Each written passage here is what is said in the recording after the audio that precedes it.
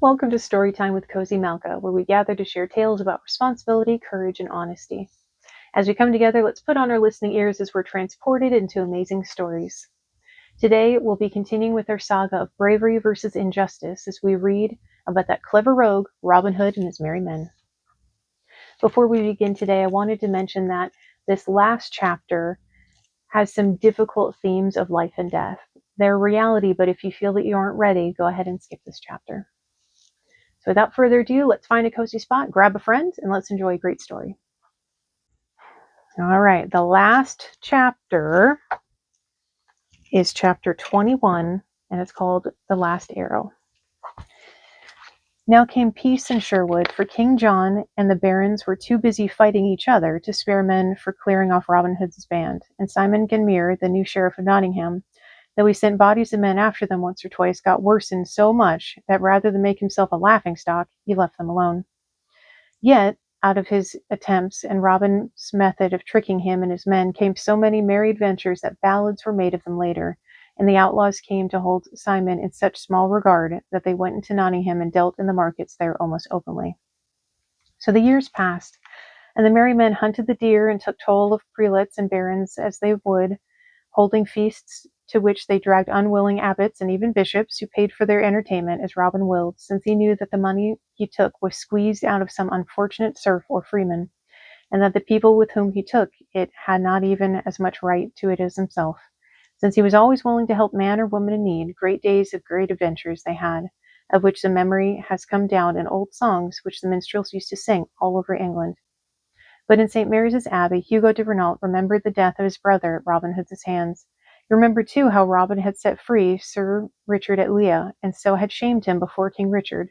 He remembered that if Robin had not lent Sir Richard the money to redeem his bond, Sir Richard's manor would have been added to his own lands, and that by marrying Maid Marian, Robin had prevented her lands from coming to his friend, Sir Isenbar. Altogether, Abbot Hugo had a long count against the great outlaw, and he nursed his hate and waited.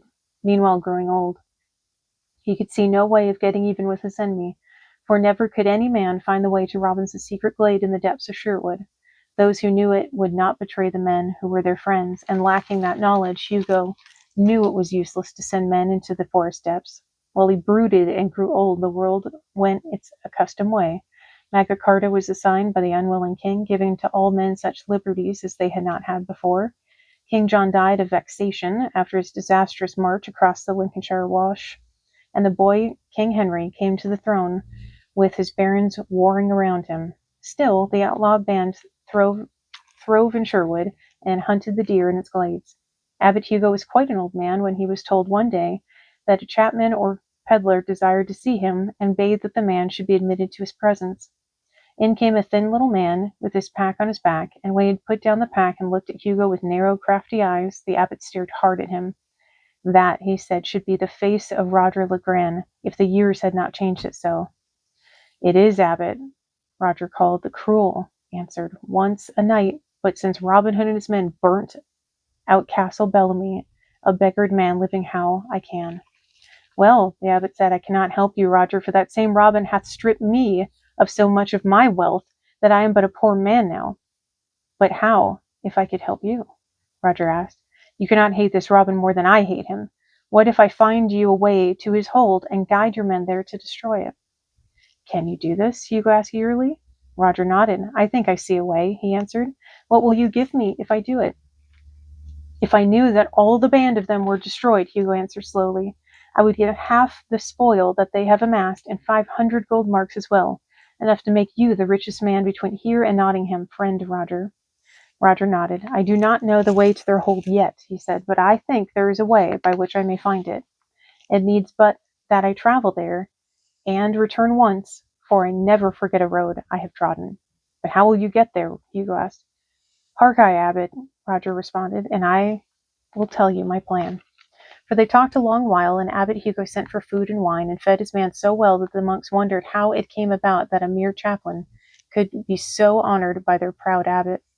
Next day the outlaws had fed full while in their glade, as was their custom, and Friar Tuck, fatter and more jovial than ever, had declared that if he had only drunk 2 quarts less of ale with his venison, Little John would never have beaten him in the good game of quarterstaff.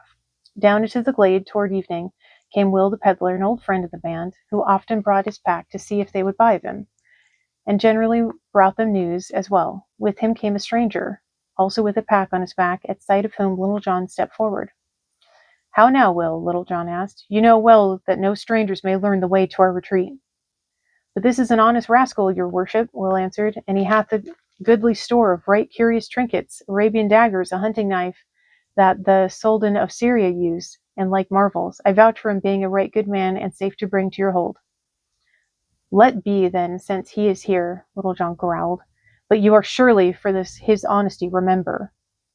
One thing that Will the peddler did not tell John was that the stranger had given him 5 gold marks for permission to accompany him to the glade. The newcomer spread out his wares and soon had the outlaws bargaining with him, while the wives of such as lived married in the glade came to buy ornaments, which the chapman offered at such ridiculously cheap rates that presently the news came to Marian, Robin's wife. "I think I will go and see the chapman," she said, "in case he have any trinkets left that I should like." The evening was growing old then, and she went out from the home that she had shared with Robin for years now. She saw the strange chapman rolling up his pack as if to depart, but when she went up to him, in case of any goods left should be unsold. "Good chapman," she asked courteously, "may I not see your wares?" He looked up at her, and instantly she knew the face of Roger the Cruel, which she had last seen when Eisenbar held her prisoner in Evilhold. No other among the outlaw band knew his face, for always they had seen him in armor and with visor down, but Marian knew him, and at sight of his evil eyes she turned to cry out a warning, but Roger leapt at her, drawing his dagger, and struck her down, so that her cry was a scream of pain. At the sound men came to the doors of their huts in the glade, and Robin, knowing that it was Marian who had cried, snatched at his bow and ran out to aid her. He saw her lying helpless, and saw the figure of a man running madly towards the cliff path in the dusk, and at that he put an arrow on the string. The distance was great and the light uncertain, but the arrow was sped by the best archer who ever drew string beside his ear in all England. The speeding arrow took Roger in the shoulder as he brushed by a sapling and pinned him to the tree in such fashion that he could not move for the pain that movement gave him. By this time a dozen men were running towards Marian, but Robin, easily outdistancing them, pointed to the figure on the cliff path. "Let be," he said, "and fetch that man back. I will see to my own wife while you get him." And he ran to Marian, lifting her in his arms. Her wound, he could tell, was too deep for any aid to save her, and she herself knew that she was dying. She smiled up at him. "This, methinks, is our farewell, lover of mine," she said weakly, "for in a little time I shall be gone. But before I go, I would thank you for all the happy years." Robin bent his head and kissed her. "Dear wife," he said brokenly, "I had looked for many more happy years together, but now is life robbed of its chief joy, and I go sorrowing all my days." "There is left you green Sherwood, Robin mine," she told him, "and I shall watch over you. Now call her friar, that I may have the last rites of the church, and do you hold me." So Robin held her, while Friar Tuck, with tears running down his cheeks, administered to her, and then left them. What they said to each other in the last minutes no man knew, except for one sentence of hers that Robin told Little John and Friar Tuck after. "So," she said, "she would have had it," he said, "to die in the heart of the greenwood with my arms round her, and the evening light fading, and never had man truer or more loyal wife than this my Marian, whom I shall mourn until I too die and go to join her." Now before the light had altogether gone, they brought back Roger the Cruel, but by that time Robin had borne the body of Marian away and returned to stand with folded arms, grimly waiting to face the murderer. While he waited, Will the peddler flung himself at the outlaw's feet. "Mercy, Robin," he whined, "for I thought him a true man, else I had not let him come with me." "This mercy," Robin answered calmly. "Get you gone, nor ever let me see your face again, or I may remember how my wife died through you." Will slunk away and fled out of Nottinghamshire altogether soon after, for the story went about how he had brought to the outlaws' hold the man who murdered the Queen of Sherwood. But Robin and his men took Roger the Cruel and marched through the night with him, for they had found on him a paper by which the abbot of St. Mary's has promised him half the spoil of his secret glade, and 500 marks as well in return for guidance to their hiding place. Roger had not trusted the abbot's word, but had claimed the paper before he would go to search out the way.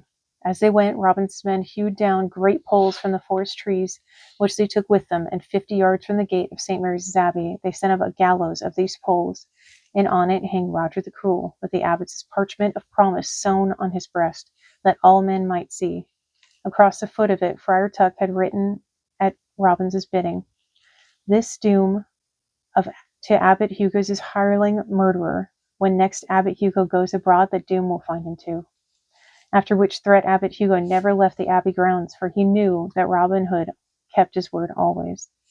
But after Marian's death, things were never the same in the glade, for all had loved her, and all mourned her loss, while Robin Hood himself was inconsolable.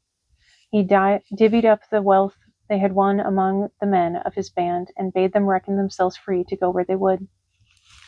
Some went to Sir Richard at Lea, now grown old, but still giving every man of Robin's a welcome. Some went to the wars and fought the battles that lasted till Simon de Montfort fell at Evesham, and some hired land and settled down to tell of the good days that had been in Sherwood. For when all was done, and Friar Tuck had gone to hermitage near by a noble trout stream, and within bowshot of certain deer of Sherwood, Robin took his bow and quiver, and buckled his sword above his waist, while Little John watched and wondered. "How now, good Robin?" Little John asked. "Wherever the winds may blow me, or chance call me, there I shall go," Robin answered. "Do you make shift, as have the rest, for our good days in Sherwood are done now that we grow old?" "Where you go, I go," said Little John, "for we have been friends too long to part by any wish of mine until death parts us." "We will go north then," said Robin, "and I will count I have not lived in vain if you set such store by my friendship, good John." "Think of the times we have known together," Little John said wistfully. "The good days when we sent Guy's band home in their shirts, and tricked the sheriff and all the rest, and burned Evil Hold." "And made an end of Damon the pirate," Robin supplemented. "And how great King Richard talked with you and gave you pardon, and how we spoiled the abbot, eh, Robin? We have known too much together ever to part company."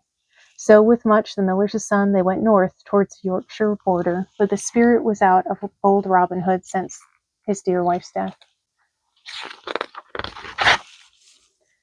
And sickness fell on him as they travelled, so that when they came to Kirklees Abbey, he besought the abbess Elizabeth to give him shelter and a bed till he should be well enough to go on his way, at which she gave him a bed and a cell and tended him, while Little John and others slept before the door, lest there should be any treachery. Twice the abbess bled Robin for his sickness, but it seemed to do him little good, and while he lay there, the Abbot Hugo of St. Mary's got word that he was in power of the abbess. At that Hugo wrote to the woman, who, though he did not know it, was sister to Robin's mother, else Robin had not reckoned himself safe there, since Kirklees was under the government of Abbot Hugo of St. Mary's. A day after she had received Hugo's letter, the abbess came to Robin's bedside and looked down at him thoughtfully. "Nephew Robin, I must bleed you again, if you would get well." "Be it as you will," he answered weakly.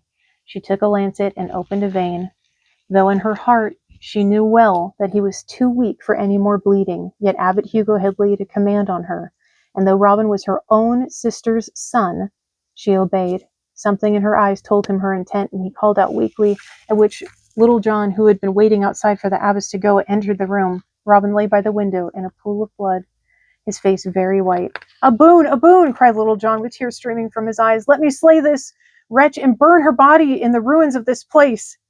His master answered him in a voice from the grave, "'Twas always my part never to hurt a woman, John. I will not let you do so now. Look to my wishes instead.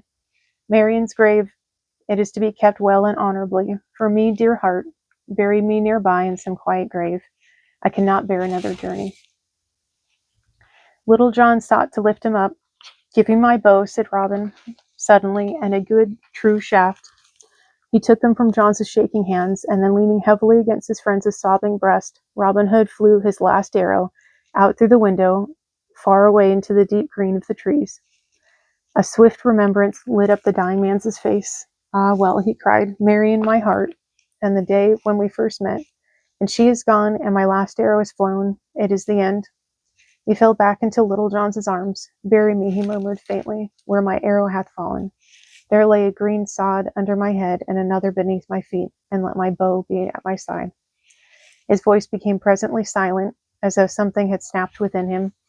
His head dropped gently upon Little John's shoulder. "You sleep," whispered Little John again and again, trying to make himself believe it was so. "You are asleep, Robin. Let me lay you quietly upon your bed." So died Robin of Locksley under treacherous hands, near by Kirklees Abbey. They laid to his last rest this bravest of all brave men, the most fearless champion of freedom that the land had ever known. Robin Hood is dead, and no man can truly say where his grave may be, at the least, but it holds his bones. His name lives in our ballads, our history, our hearts, so long as the English tongue is known. And that ends our story. Thank you for joining us for Story Time with Cozy Malka. We'd love for you to share with our friends what you learned from tonight's tale. Join us next time for more adventures.